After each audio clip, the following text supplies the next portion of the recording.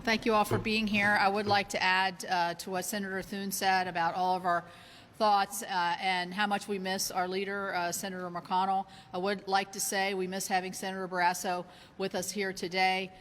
He, as many of you know, has health issues within his family, so please offer him up in your thoughts and prayers during this time, and his family. And as Joni said, a budget is a set of priorities.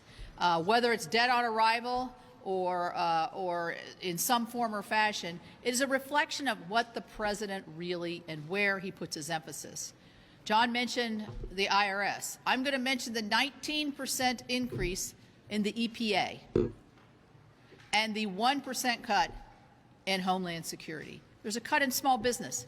There's a cut in transportation.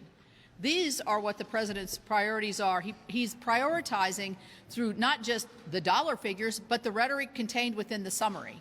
So if you look at the summary of the budget, which is what we were looking at last week, one of the priorities that I have, and we all have, and we should all have as a nation, is to stop the flow of fentanyl and all the deaths that are causing. In my state of West Virginia, 1,100 people died from fentanyl overdoses. They mentioned fentanyl twice in the budget. They mentioned climate change 42 times. And that, I think, is a reflection of where this administration wants to spend our taxpayers' dollars and overspend our taxpayers' dollars and not solve the problems. They actually have in their Department of Homeland Security budget their own built-in supplemental surge pricing. So I'm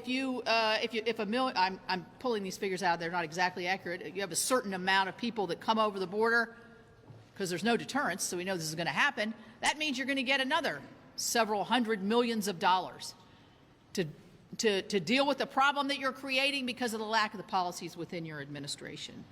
So I think that the more and more that we see what's going on in this budget, and the more we see the reflection of the president's priority and his party's priorities, much more spending that's going to be reflected down to individual citizens. I think we're going to see, as the administration people come before us, which, as Joni said, transparency is the best way and questioning is the best way, we're going to see that the priorities that this budget sets put us on a track of overspending, more debt, more deficit, and a weaker position as a country.